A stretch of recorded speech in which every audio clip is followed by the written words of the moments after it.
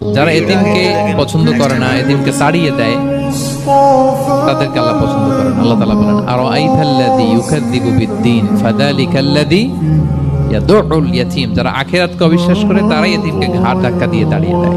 কোনো বিশ্বাসী কখনো এতিমের সাথে খারাপ আচরণ করে?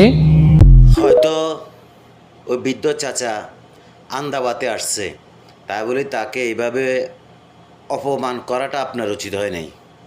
এটা মানুষের কাতারে পড়ে না। এতগুলো মানুষের মধ্যে একটা দুটা মানুষ যদি এমনি খায় চলে যায়, কোনো সমস্যাই হয় না। যে লোকটাকে আপনি ঘাট ধাক্কা দিলেন, এটা আপনি উচিত করেন নাই। কথাটা খেয়াল রাখবেন। যদি 2 4 5 10 জন এতিম মিসকিন যদি খাওয়াইতে যদি না পারেন, তাহলে আর আপনারা বিয়ে শাদী অনুষ্ঠান করে লাভটা কি? সব পয়সা রাজ্যের জন্য অনুষ্ঠান করেন, টাকা পাওয়ার জন্য।